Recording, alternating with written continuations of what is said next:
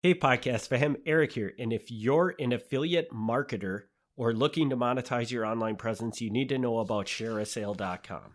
ShareASale is not just an affiliate network. It's your gateway to a world of opportunities. With thousands of high-paying affiliate programs across various niches, ShareASale connects you with top brands ready to collaborate with content creators like you.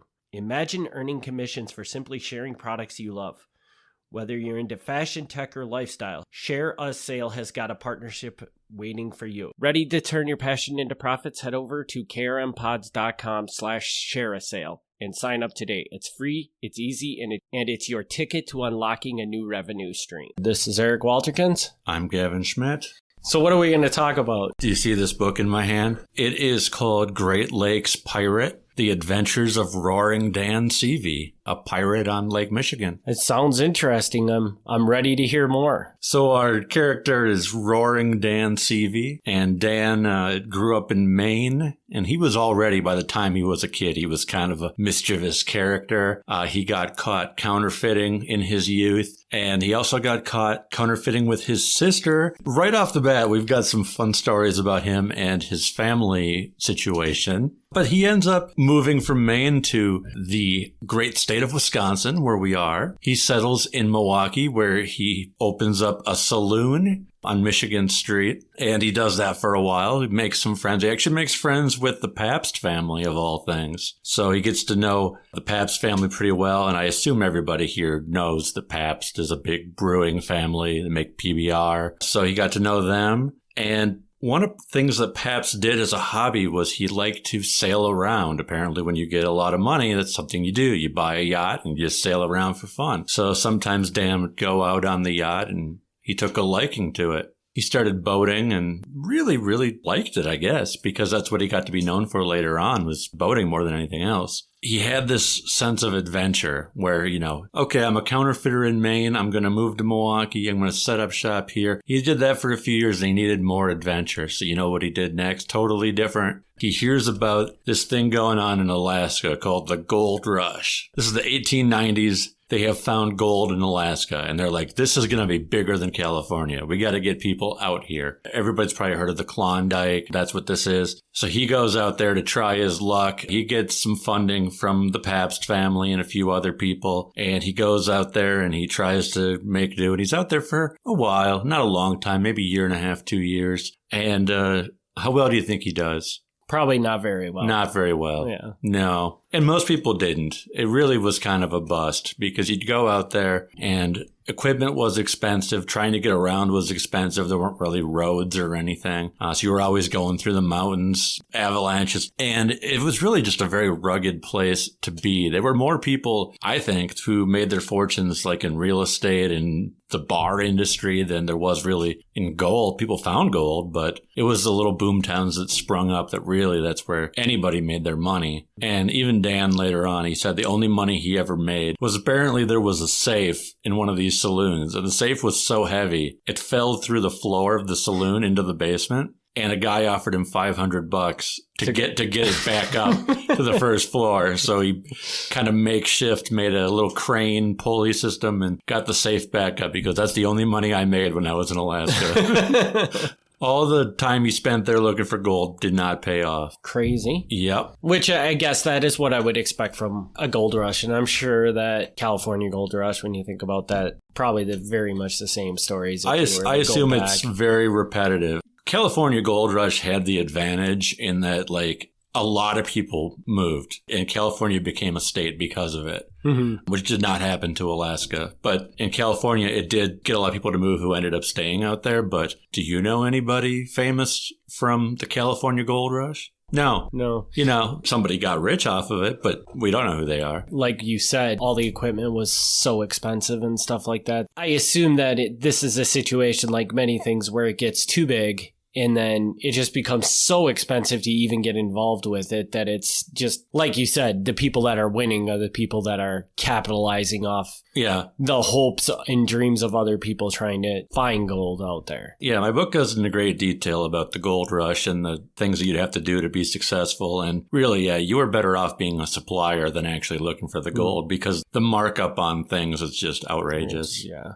So he failed and he comes back. He sets up shop. Sometimes he's in northern Wisconsin. Sometimes he's in the UP. So sometimes he's around Marinette, and sometimes he's in Escanaba. More often than not, he's in Escanaba. He also would spend some time in the Garden Peninsula. For those who don't know what the Garden Peninsula is, if you go to Door County, and Door County comes to a point, and you keep going, and there's Washington Island, and you keep going, and there's Rock Island. Well, what you might not know is there's actually like a peninsula. It's like the mirror image of Door County on the other end. Really? Yeah, there's like two triangles touching tips. And so Garden Peninsula is like the Door County of the UP. And so he'd spend a lot of time there. And this is when he took up what job? He's pirating. And pirating can mean any number of different things. I mean, if a ship is crashed, he can just sort of steal stuff off the crashed ship and then sell it. There are many, many ships that have gone down in the Great Lakes. A lot of them are still sitting there. So this was actually something you could do fairly easily. Now we're like early 1900s up to maybe the 1920s at the latest. This is kind of his peak years. Lighthouses, they exist, but they're not like these huge electric light things that they are now. So there were more boats and fewer lights. You know, the cities weren't as lit up as they are now. So it was a lot easier to crash. If you got into a storm, you couldn't say, oh, well, Green Bay is over here. It's the big glowing thing in the sky. No. So a lot more ships crashing. Or, you know, he might do the normal pirate thing where he actually goes onto another ship and just sort of hijacks it. This is what he got to be most famous for. There was a ship called the Nellie Johnson, and there's a couple variations on the story, but one version of the story is that he docks next to it. He invites the crew into a bar, drinks them under the table, and then goes out and steals the ship. And the ship is loaded up with lumber, and he sails it down to Chicago to try to sell the lumber. Well, between there and Chicago, they call the Coast Guard, and the Coast Guard's like, yeah, that's not going to fly. So he ends up getting in a race with the Coast Guard, and it's really funny to me. Now, Eric, you actually have boating experience. Very limited, but yes, we'll go with that. But you understand how fast boats actually go. Correct, yes. And it's funny because, like, it's written up as this exciting chase in the papers. but when you actually see what the speed they're going is, it's not like they're really flying very fast. And the boats today, I'm sure, go considerably faster than the boats did back in the early 1900s. And I don't remember exactly the number. I don't want to misquote it, but I want to say it's like they topped out at like 12 miles an hour or something. I mean, it's like this is not a chase, but they end up doing this chase. And some versions of the story say that there was cannonballs fired. Some say that that was just made up by the newspapers. There's some debate about that, but the chase really did happen. He did really get caught and arrested, and he had to go down to the court in Chicago where he was tried for piracy. The only man ever to be tried for piracy on the Great Lakes. So Dan is brought to Chicago in the courts in Chicago, and he's tried for piracy. He's the only man in the history of the United States, really, to be arrested on the charge of piracy on the Great Lakes. There have been other pirates in the ocean, but in the Great Lakes, he's the only one. He ends up getting off. He doesn't go to prison for this. And again, there's speculation. The papers at the time are full of a lot of strange stories. And some are like, oh, there was bribery. And some say, oh, one of the witnesses was too scared to show up. And I don't know what to believe. I don't know what the real story is. So, you know, I kind of lay out the different options. But whatever the case is, he ends up not getting convicted. I want to take a step back. Sure. To him being a pirate. So you talked about the instance where he drank a group of people under the table, went and stole their ship. When he was doing this piracy, was he stealing ships, or was it more about... A lot of times he was just stealing the cargo, but in that particular case, yeah, he stole the entire ship. Okay, so it could go either way. Yeah. Okay. I would assume that the majority of the time was probably cargo related. Yeah, he's going around in a boat called the Wanderer. So usually he's just taking stuff, putting it on the Wanderer and leaving. But in this case, because it was timber, it was lumber, I'm guessing that's why he took the whole ship, because it's not really convenient to move that over. These are the stories that come up again and again, some of which I don't know how reliable they are, some of which are pretty well documented, where he does get into these drinking spats, and then he'll challenge people to fights. There's a couple stories where, like, it's winter, so he asks for the strongest guy in town to come out. He draws a circle in the snow, and he gets in a wrestling match with the guy. Whoever gets pushed out of the circle loses, and of course, Dan always wins. On another occasion, he actually kills a guy with a piano. Apparently, this is okay. Like, the paper wrote, oh yeah, he killed a guy with a piano. No follow-up story. Not like, oh, the police are after him. No, that's just cool. You killed a guy. Fine. So all these weird stories. And then, yeah, there's just on and on things like this. For a while there, he's taking men and women out on cruises, and the women are not the wives or girlfriends of the men. And I won't explain that further, but again, you know what that is. So they end up getting some trouble for that, and actually pretty light. Every time he gets caught, the judge is just like, don't do that in my area. It's like, if you're going to do that, whatever, but don't dock here. Dock somewhere else. So he's not even seen as a bad guy. They're just like, oh, yeah, that's Dan. The guy goes around stealing things and stuff. That's crazy. And he becomes kind of like a hero, and the stories get bigger and bigger as time goes on. I mean, his final days aren't that exciting. He ends up actually dying in a nursing home in Peshtigo. Like, so his final days aren't like he goes out in a gunfight. He's just some old guy in a nursing home. You talked about him going to court for this and then getting off. Mm-hmm. After he goes to court, is that the end of it, or does he just pretty much go back and continue to do what he's doing? Does he ever get back in legal trouble at all, or just kind of... Not as big. Like that's the big event. He's still, he's getting scolded every so often for these little things, because ship cargo will turn up missing, and then they'll be like, oh, it's probably Dan. So they'll go and they'll try to connect him to things. And like I said, the women, that comes a little bit later. So yeah, he's still getting in trouble from time to time. He's never written up as like this villain. Like, even when the Coast Guard is chasing him, they don't be like, oh yeah, I hope the Coast Guard gets him. There's kind of like this hint where, screw the Coast Guard. Let him have his fun. That's crazy. It's weird, and it's really strange. I am not a sailor, but the newspapers of the time, especially like in Sturgeon Bay and Escanaba, like really heavy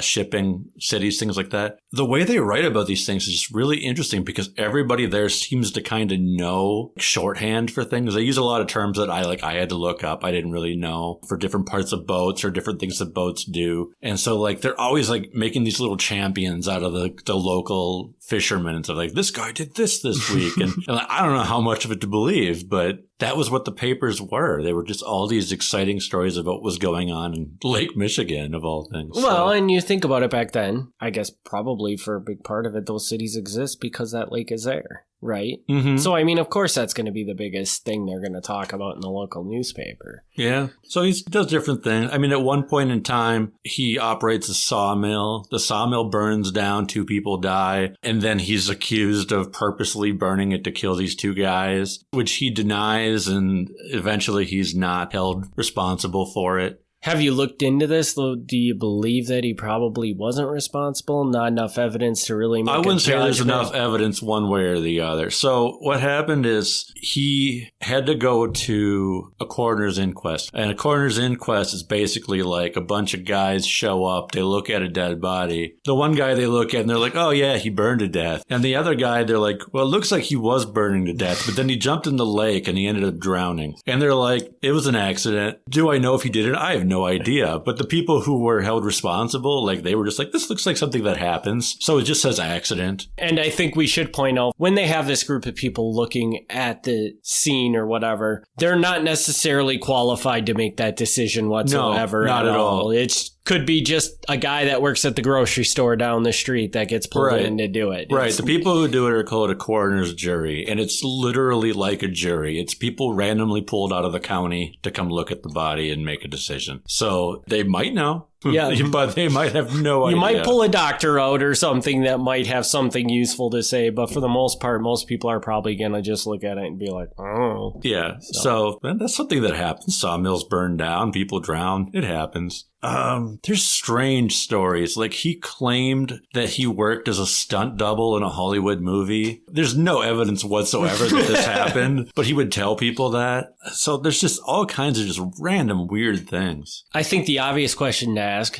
obviously this guy is from Wisconsin, resided in Wisconsin, so Yes. there's a tie there. But how did you ever get turned on to this story to decide to write a book about it? Okay, so that's a great question. Thank you. This is how this works. Anytime I'm researching something, you always end up with just a massive amount of stuff that you don't use. So while you're researching the mafia, you're going to find other things. And one of them is like people who would smuggle alcohol across the Great Lakes from Canada. And whether Dan did that or not, I don't know. It's hard to say. He was active during the right time period, so he could have, but he was never caught. So I don't want to speculate on that. But either way, when you're reading about this, his name will pop up. Like, people will be like, oh, other great things that happened out there in Lake Michigan, Dan Seavey. And, so I'm curious. So I look into it, and there isn't much out there. And then I find there's one other book on Dan, and I use book very loosely because it's 19 pages. And it's not that it's a bad book, but it's 19 pages. Yeah. So I'm like, I think there's probably more than that. And so I looked, and there is more than that. I mean, my book's not huge, but it's like 150 pages. Yeah, that's just how anything happens with the way that I write books, is I gather enough information where sooner or later that becomes the next topic. And a lot of times it's the mob, but if it's anything Wisconsin history, Wisconsin crime, it's going to end up on my radar sooner or later. So that's where Seavey came from. And the decision to write about this pirate as opposed to... He's credited as the only pirate. Yeah, I mean, there's some technical... That's a whole other story. Up in the same area, there's still an island, but there was an island called Beaver Island. And Beaver Island was a Mormon colony. But it was a Mormon colony of Mormons who were kicked out of the Latter-day Saints Church. So these are like renegade Mormons. Okay. They would do their own little version of piracy. They weren't sailing around doing things, but if you came too close to their island, they would confiscate your stuff. Is Beaver Island something now, or is it basically just a abandoned island, I guess? There might be some people there, but it's not like a... It's not a major attraction or anything, yeah. Like. Very cool. Well, thank you, everybody. I'm Eric Walterkins. I'm Gavin Schmidt. Peace.